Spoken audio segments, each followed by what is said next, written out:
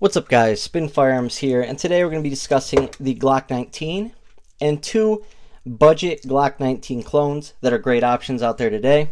And before we get started, hit the like button, drop a comment down below, and subscribe. Let me know what you carry today. Let me know what kind of holster, what kind of defensive ammo. Also, let me know in the comments, what do you think about the Stoeger STR-9C, the PSA Daggers, or the Glock 19 itself? Let's get started. The Glock 19, probably one of the most popular and classic firearms of all time. This is one of those firearms I tell everyone that they need to get, regardless if they have their carry option picked out, they have their home defense picked out. This is just one of those firearms you want. One, it's reliable as can be and can take an absolute beating. Two, it's made by Glock, so the part compatibility, magazine compatibility, holster options, aftermarket support, it's all there. And three, it's just a good shooter. It's just a good overall firearm, and there's a reason that they are so popular. But as we know, it's a 15+1 setup. This is my Glock 19 setup. This is the perfect setup in my opinion. I have Ameriglow IDOT sights, which I absolutely love for self-defense. Then I have the Handle Edge series grips. I have a millspin a blank backplate, millspin base plate, American flag, as you can see, a little beat up. And then the TLR 7A by Streamlight. Doesn't go past the barrel and the slide, which I prefer, especially for comfortable carry, even though I don't carry this much. But all I know is that this thing is just like my Glock 26s. It'll eat everything and spit it out and run it reliably.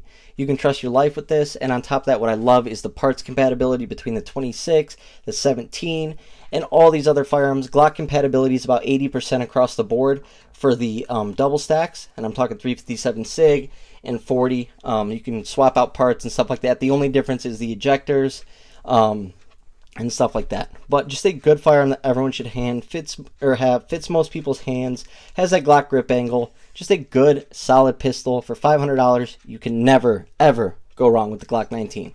And because Glock has such a great track record in law enforcement, in military, and in the civilian population, these are extremely popular. And so other companies want a firearm that can run just as reliably. That's why you see all these firearms turning into Glock clones. So companies like Stoeger made this right here.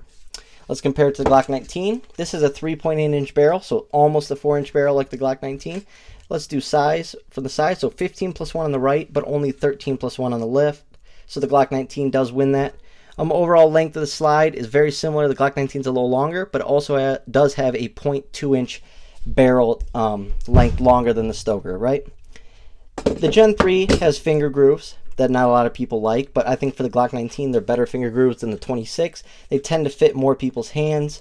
And on top of that, the Stoeger STR-9C has a finger groove, but they did theirs a little different. They had one finger to where it can lock in the undercut, and then no finger grooves down here. So you have one finger being locked in with a finger groove, but the other two are sitting by themselves. They have better texturing than the Glock, that's for sure, especially on the sides and the back. Really looks uncomfortable, but actually feels really good in the hand. Ergonomics, I do think the Glock 19 feels better than both these firearms, but the ergonomics for the Stoeger are solid. The trigger, I would say, is a little better than the Glock trigger. It's going to be the exact same setup, same takedown. When you open it up, it looks the exact same as a Glock, but I do think the trigger is overall better. It does come with the rail, but the one downfall I would say for the Stoeger STR-9C is it only comes with one mag. Same with the subcompact, only one mag, whereas your Glock 19 Gen 3 comes with two, and the Gen 5s come with three. So that is a downfall, but this was only like $250 or $249. Has front serrations, rear serrations. The Glock 19 Gen 3 only has rear serrations, but it doesn't really matter. And it's been 100% reliable. I've put over 1,000 rounds through this thing, and it's just a smooth, good shooter. I haven't had a single hiccup. It eats gold dots and HSTs like it's nothing, so you can get good defensive ammo. It also has a stainless steel guide rod, which is something that Glock doesn't do. We still use plastic guide rods with Glock, even though they run great. Stainless steel is a way to make your guide rod last longer, and also helps a little bit with recoil. When it comes down to recoil, I would say they're pretty comparable. I'd say about the same. There's barely any recoil. A little bit of muzzle flip, but nothing wrong with that. Just feels fits your hand like a glove almost. I absolutely love it. I also love its smaller brother, the subcompact. Now let's talk about the PSA Dagger, right? I think I got this from Palmetto State for like $275 with the stainless steel slide. You got to get stainless steel when available. I love the color combination. But size comparison, it's basically going to be the exact same. And what I like about the Dagger is it can take the Glock mag. Like I can take this mag and put it in the Dagger, and I can take the Dagger mag and put it in the Glock 19 mag, or in the mag well. Now, obviously same exact length and everything, both 4-inch barrels, about the same width. It does get rid of some of that weight with the way it's designed, but not by much. Overall, a good budget firearm. Now, out of these three, what do I trust? I trust my Glock 19. When crap hits the fan, Glock 19. Oops, bang them together. But you can't go wrong with this. And something I love about budget firearms like Stoeger or Palmetto State Armory Dagger is you are giving Americans the opportunity to defend themselves in such a crazy economy and crazy market. Right now, the market's unstable. There's world wars going on everywhere. We're giving away money like crazy. Inflation's going up like insane amounts. Companies that make good, reliable firearms that are budget oriented are great because they help get us through this period. Right? If you have $250 and you're looking for a good home defense option, this is a great way to go right here. It really is. Just test yours, make sure yours is reliable. Now, I don't have anywhere near as many rounds through this as my Glock 19 or my Stoeger, but so far so good. It eats hollow points. Gold dots is the only hollow points I've ran through it because that's my home defense ammo. But it runs, and it even runs with the mag that it comes with, which is an all polymer mag, but a good overall magazine. Now, things I like about it, the ergonomics. This also fits your hand like a glove, and it also locks your hand in there. This pinky there's a little flared part to the dagger that locks your pinky in, which locks this finger under that undercut, locking all three together. So you get a good, solid purchase on the firearm. You are going to have 3-finger contact. That mag does stick out a little bit, but what I love about that compared to like the Glock 19 or the Stoeger is, in the case of a really bad malfunction and you have to force that magazine out, you can get your fingers in there and then you can use leverage on this tab. So that's an awesome job by Palmetto State. Also, a lot of people don't like the finger grooves on the Glocks, so just like Stoeger did, they only did one to basically lock your finger in that undercut and make sure it's in there, but at the same time allowing more hands to fit the firearm well. I bought a PSA complete lower, for I believe $60, so I have an awesome build coming for you guys soon, but you just cannot beat something like this. Now the trigger is definitely grittier and mushier than your average Glock trigger, and definitely much more gritty and squishy, or whatever you want to call it, than the Stoeger. And it also has a smaller trigger guard. See, the trigger guard on the Stoeger is bigger, so if you live in a place where it's cold, you can get a gloved finger in there much better. The Glock 19 is also a little bigger, so you can also get a gloved finger in there.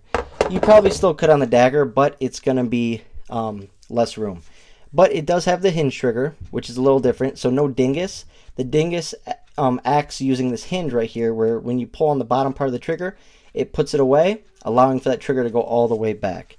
Now this right here is one of those setups that's just great. If you have $250 for a firearm and like 100 and something for a light, you can get this setup that's an absolute beast of a setup, the PL Turbo Valkyrie. And I believe this is like the PL3 or something like that. But this thing is just a beast, beast of a light, beast of a setup. You can't go wrong with it.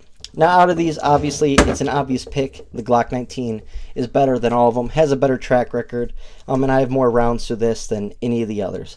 But when it comes down to it for budget clones, I can't argue with either of these. Which one do I like better? Personally, I like the Stoeger because the overall feel of it and the trigger is better than both of these firearms, but the PSA Dagger is a great firearm as well. The trigger's just mushier and stuff like that, but still, it has a clean, crisp break, which is nice. 3-dot metal sights, which are better than Glocks right out of the box. So you can't go wrong with it. So in times like this, companies that offer good, reliable firearms to protect ourselves, you can't go wrong with it. You can't talk down on it. Also, this uses a stainless steel guide rod as well. So that's going to last longer over time. But the real question is, you can make these firearms so cheap, where are the shortcuts at? And after how many rounds till some of these parts start to tap out? That is the question. So far, over 1,000 through my Stoeger STR-9C. I have over 1,000 through my Stoeger Subcompact. 100% reliable. So far, so good, and the firearm breaks in really well. The Dagger I only have a couple hundred rounds through, but it eats everything. And I feel like it's already broken in and feels really good and shoots really smooth. So I can't argue with these. And once again, you could get 2 of these for basically the price of this Glock 19. So you can't argue with that, especially the way the economy in the world is right now. It's just an awesome way to be armed, defend yourself, and have a good, solid firearm. The question is, though, how long do these budget firearms last? Can they take a beating like something like the Glock 19 and still perform exceptionally? That is the question, but that's what we're here to find out. Anyways, guys, I appreciate you watching. Let me know your thoughts in the comments. See you next time.